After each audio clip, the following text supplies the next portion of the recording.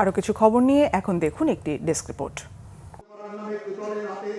মুক্তিযোদ্ধার সন্তান হিসেবে চাকরি পাওয়া ৯০,০০০ ব্যক্তির তথ্য সংগ্রহ করা হচ্ছে বলে জানিয়েছেন মুক্তিযুদ্ধ বিষয়ক উপদেষ্টা বীর প্রতীক ফারুকী আজম।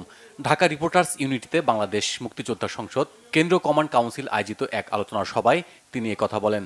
উপদেষ্টা বলেন, যারা ভুয়া মুক্তিযোদ্ধার সন্তান হিসেবে চাকরি নিয়েছেন তাদের বিরুদ্ধে আইনগত ব্যবস্থা নেওয়া হবে। ইসলামী ব্যাংক বাংলাদেশ পিএলসির নির্বাহী জোন ও শাখা প্রধানদের সাথে মতবিনিময় সভা হয়েছে নবনিযুক্ত ম্যানেজিং ডাইরেক্টর মোহাম্মদ ওমর ফারুক খানের। ব্যাংকের প্রধান কার্যালয়ে additional managing director Mohammad Jamal Uddin মজুমদারের সভাপতিত্বে এতে বিশেষ অতিথি হিসেবে বক্তব্য দেন additional managing director Mohammad Altaf Hussain, deputy managing director Mahmudur Rahman ও মোহাম্মদ সাইতুল্লাহ। স্বাগত বক্তব্য দেন deputy managing director doctor M Kamal Uddin Jasim. উপস্থিত ছিলেন ব্যাংকের ঊর্ধ্বতন কর্মকর্তারা। বার্জার লাক্সারি সিল্ক আয়োজিত মালদ্বীপ ওয়েডিং ড্রিমস প্রদর্শিত হয়েছে ঢাকায়। দম্পতির জীবনে একটি পারফেক্ট বিয়ের ফটোশুটের স্বপ্নকে পূর্ণতা দিতে গত বিয়ের মৌসুমে বার্জার লাক্সারি সিল্ক একটি ব্যতিক্রমধর্মী ক্যাম্পেইনের উদ্যোগ নেয়। প্রতিষ্ঠানটির ব্র্যান্ড অ্যাম্বাসিডর বিদ্যা সিনহা মিম, চলচ্চিত্র নির্মাতা অমিতাভ রেজা চৌধুরী এবং জনপ্রিয় সঙ্গীত শিল্পী পার্থ বড়ুয়াকে নিয়ে গঠিত জুরি বোর্ডের সদস্যরা ৫ জন সৌভাগ্যবান দম্পতিকে বাছাই করেন। ক্যাম্পেইনের সাফল্য উদযাপনের সম্প্রতি উত্তরা স্টার সিনেপ্লেক্সে একটি জমকালো গ্র্যান্ড প্রিমিয়ার আয়োজন করা হয়।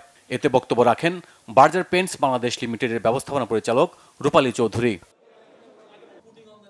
ফুটবল তারকা জামাল ভুঁইয়াকে ব্র্যান্ড অ্যাম্বাসেডর হিসেবে স্বাগত জানিয়েছে সার্ফ এক্সেল। গত ৩০ বছরের বেশি সময় দাগ থেকে দারুণ কিছু, এমন বিশ্বাস অটল সার্ফ এক্সেল। কারণ দাগ মানে শিশুরা খেলছে, শিখছে এবং নিঃসংকোচে বেড়ে উঠছে।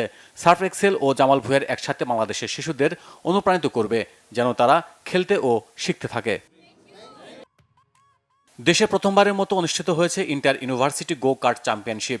বিশ্ব বন্ধু দিবস উপলক্ষে ১২টি বিশ্ববিদ্যালয় থেকে বাছাই করা সেরা ৫০ জন শিক্ষার্থীদের নিয়ে চ্যাম্পিয়নশিপের আয়োজন করে নগদ।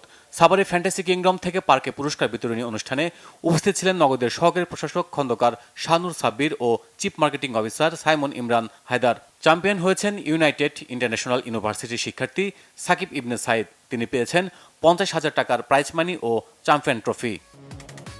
Bangla Vision News desk.